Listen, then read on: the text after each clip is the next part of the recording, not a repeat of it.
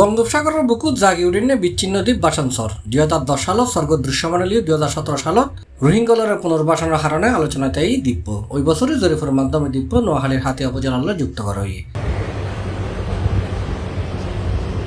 তৎকালীন আওয়ামী লীগের সাধারণ সম্পাদক ওবায়দুল হাদার প্রভাবের এবার হাতিয়ালে যুক্ত করছে বলে এই সময় অভিযোগ তুলিল চট্টগ্রাম ও সন্দ্বীপ উপজেলার বাসিন্দা। তবে এই সিদ্ধান্তের বিরুদ্ধে এই সময় যে হনিকীয় প্রকাশ্যে মুখ খুলিবে সাহস ন করে।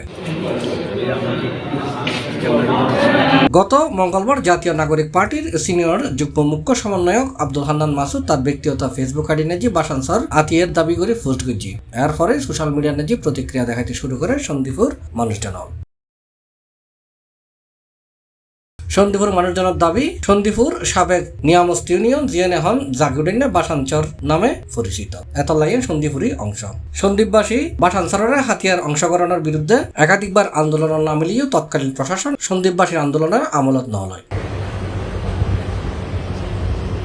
এরই ধারাবাহিকতায় এপ্রিলের 10 তারিখ বৃহস্পতিবার চট্টগ্রাম সন্দ্বীপ নোয়াখালী হাতিয়া অংশত আন্তজেলা সীমানা বিরোধ নিষ্পত্তিতে গঠিত কমিটির দ্বিতীয় সভার অতিরিক্ত বিভাগীয় কমিশনার নুরুল্লাহ নুরির সভাপতিত্বে অনুষ্ঠিত হয়। সন্দ্বীপবাসীর পক্ষতুন এডে নকশা ম্যাপ নির্ধারণ করে বাসানচর সন্দ্বীপুর বলে যুক্তিগত তুলে ধরা হয় বলে জানাই উপজেলা নির্বাহী কর্মকর্তা রিগেন চাকমা। আগে আমরা প্রথম মিটিং করেছিলাম, সেখানে একটা সিদ্ধান্ত ছিল যে CSRS এইসব নকশা ম্যাপ জোগাড় করে এগুলো হচ্ছে পেন্টাগ্রাফ করে আসলেই জায়গাটা কোথায় পড়ে সেটা নির্ধারণ করা। সেটা আমাদের সেটেলমেন্ট থেকে একটা অলরেডি কাগজ ইস্যু হয়েছে এবং এটা ফেসবুকে আপনারা বিভিন্ন জায়গায় দেখেছেন। সেটাই এখানে আবার উত্থাপিত হয়েছে।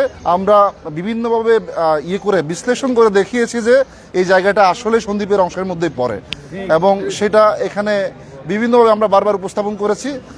ওদিকে হাতিয়ার লোকজন তারাও হচ্ছে বিভিন্নভাবে চেষ্টা করেছে, বাট তারা কোনো ম্যাপ বা কোনো কিছু শো করতে পারেনি এবং তারা এরকম কোনো বিশ্লেষণী কোনো কিছু উপস্থাপন করতে পারেনি। এই যুক্তিতর্ক অনুষ্ঠানে সন্দ্বীপবাসীর পক্ষে উপজেলা নির্বাহী কর্মকর্তা রিগান চাকমার নেতৃত্বে উপস্থিত আছেন চট্টগ্রাম মেট্রোপলিটন সাংবাদিকের সাধারণ সম্পাদক সালেন ওমান, উড়িচরের সাবেক চেয়ারম্যান সাইফুল হক চৌধুরী, মনিরুল হুদা বাবন, উত্তর জেলা বিএনপির যুগ্ম আহ্বায়ক ইনজাম বেলাল সহ আরো অনেকে। হাতিয়াবাসীর পক্ষে উপস্থিত আছেন উপজেলা নির্বাহী কর্মকর্তা, হাতিয়া প্রেস ক্লাব সাধারণ সম্পাদক মোহাম্মদ ইব্রাহিম, সাংবাদিক কিরণ, ওইপি সদস্য আলাউদ্দিন সহ আরো অনেকে।